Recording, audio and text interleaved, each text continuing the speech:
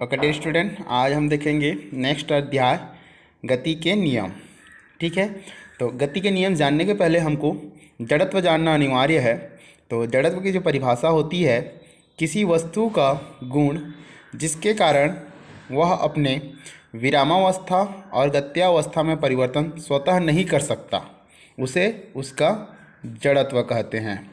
ठीक है, अब यहाँ पे हम लोग समझते हैं विरामावस्था क्या होती है और गत्यावस्था क्या होती है।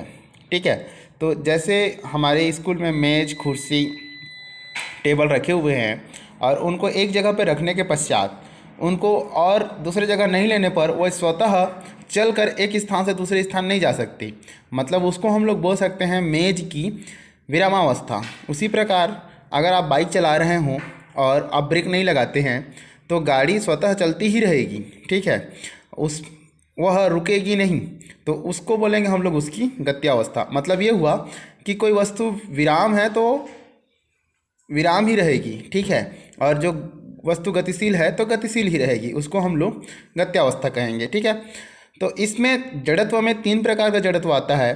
पहला विराम का जड़त्व, दूसरा गति का जड़त्व और तीसरा दिशा का जड़त्व।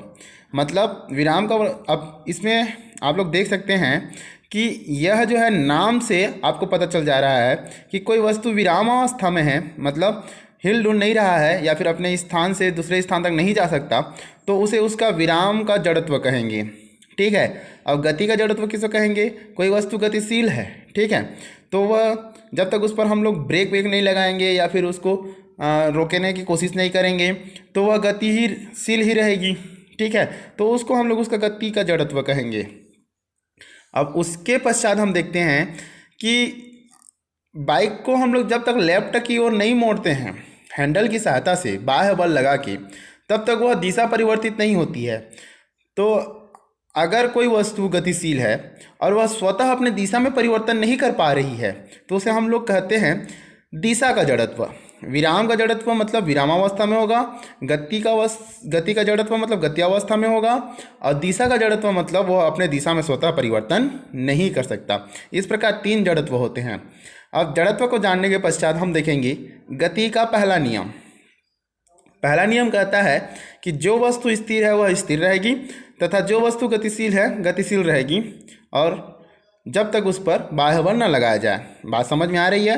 जैसे हम लोग कुर्सी को नहीं हटाएंगे तो अपने स्थान से दूसरे स्थान नहीं जा सकता, जब तक ब्रेक नहीं लगाएंगे बाइक नहीं रुक सकती। मतलब जो स्थिर है वो स्थिर ही रहेगी, जो गतिशील है वो गतिशील ही रहेगी। अब उसको हटाना, कुर्सी को हटाना, वो हम लोग एक प्रकार का बाह्य बल लगा रहे हैं। ब्रेक लगाना मतलब बाह्य बल लगा रहे हैं। ठीक है, तो बाह्य बल जब तक न लगाएं कोई वस्तु स्वतः अपनी स्थिति में परिवर्तन नहीं कर सकता, उसे कहते हैं हम लोग गति का पहला नियम। अब इसके पश्चात हम लोग देखेंगे संवेग। आप लोग बुक में गति के पहले नियम का बहुत सारा उदाहरण दिया हुआ है जो बहुत ही ज़्यादा इंटरेस्टिंग है। आप उसको पढ़िए, समझिए। ठीक है, अब देखते हैं संवेग। तो संवेग मतलब होता है, आप लोगों को मैं वेग पढ़ाया था, वेग पढ़ने के पश्चात आप वस्तु का द्रव्यमान भी जानते हैं। तो द्रव्यमान और वेग के गुणनफल को हम लोग कहते हैं संवेग, जिसे P से डिनोट किया जाता है। मतलब किसी वस्तु के द्रव्यमान और वेग के गुणनफल को उसका संवेग कहते हैं। ठीक है, P बराबर m/v। अब हम देखते हैं कि संवेग संबंधी तथ्य क्या क्या होते हैं। तो पहला तथ्य यह है कि 2 वस्तुएं हैं हमारे पास और दोनों का वेग जो है समान है, तथा भारी वस्तु का संवेग हल्की वस्तु के संवेग से अधिक होगा। यह हमारा पहला नियम है संवेग का। अब इसको हम लोग सॉल्व करते हैं, व्यंजक ज्ञात करते हैं कि कैसे होगा। तो माना कि भारी वस्तु का द्रव्यमान कैपिटल M ले लेते हैं और हल्की वस्तु का द्रव्यमान स्मॉल m लेते हैं। ठीक है, और दोनों का वेग जो है v है। दोनों का वेग समान होने के कारण हम लोग v ही ले लिए हैं, यहाँ पे v1 या कैपिटल V लेने की ज़रूरत नहीं पड़ी। अब भारी वस्तु का संवेग देखते हैं तो कैपिटल M/v हो जाएगा, द्रव्यमान इंटू वेग, और हल्की वस्तु का संवेग स्मॉल m/वेग हो जाएगा। ठीक है, अब इसको समीकरण 1 मान लेते हैं, इसको समीकरण 2 मान लेते हैं। ठीक है, और समीकरण 1 भागी समीकरण 2 करते हैं, जिससे क्या आएगा, कैपिटल M/v और स्मॉल m/v।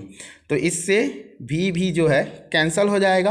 और अब यहाँ पे देखते हैं, इस कैपिटल M जो है भारी वस्तु का द्रव्यमान है, मतलब ज़्यादा होगा, और स्मॉल m जो है इस छोटी वस्तु का हल्की वस्तु का द्रव्यमान है इसलिए कम होगा। अब यहाँ देखते हैं ये तो ज़्यादा हो गया, ठीक है, और ये क्या हुआ, कम हुआ। इसका मतलब ये हुआ कि ये भी ज़्यादा होगा, ठीक, और ये क्या होगा, कम होगा, क्योंकि ये इसके अनुक्रमानुपाती है। मतलब P1 जो है P2 से ग्रेटर होगा। मतलब ये सिद्ध हो गया कि भारी वस्तु का जो संवेग होता है वो हल्की वस्तु के संवेग से अधिक होता है, ठीक है। अब दूसरा नंबर देखते हैं। हमारे पास दो वस्तुएं हैं, अब उनका संवेग बराबर है, ठीक, और हल्की वस्तु का वेग जो होता है भारी वस्तु के वेग से अधिक होता है। इसको हमको सिद्ध करना है, तो संवेग को बराबर कर दिए। ये P बराबर कैपिटल M इंटू V1। अब कैपिटल M क्या है, भारी वस्तु का द्रव्यमान है, और V1 उसका वेग है। अब V2 जो है हल्की वस्तु का वेग है। अब यहाँ पे P बराबर क्या आ जाएगा, M इंटू V2। अब देखिए दोनों का संवेग बराबर था तो लेफ्ट हैंड साइड बराबर होगा, तो राइट हैंड साइड भी बराबर हो जाएगा, ठीक है। तो अब V1 को इधर ट्रांसफ़र कर देते हैं और M को इधर ट्रांसपोज कर देते हैं, तो देखिए क्या आएगा, ये इधर आकर डिवाइड हो जाएगा, ये इधर आकर डिवाइड हो जाएगा, कैपिटल M अपान स्मॉल m आएगा बराबर V2 अपान V1 आएगा। अब यहाँ पे कैपिटल M का जो वैल्यू है वो ज़्यादा होगा और स्मॉल m का वैल्यू क्या होगा, कम होगा। अतः यहाँ M के अनुक्रमानुपाती कौन सा है, V2 है, तो ये ज़्यादा है तो ये भी ज़्यादा होगा, और ये कम है तो ये भी कम होगा। दैट मीन्स क्या हुआ, V2 is greater than V1 हो जाएगा। मतलब हल्की वस्तु का वेग भारी वस्तु के वेग से ज़्यादा होगा। धन्यवाद।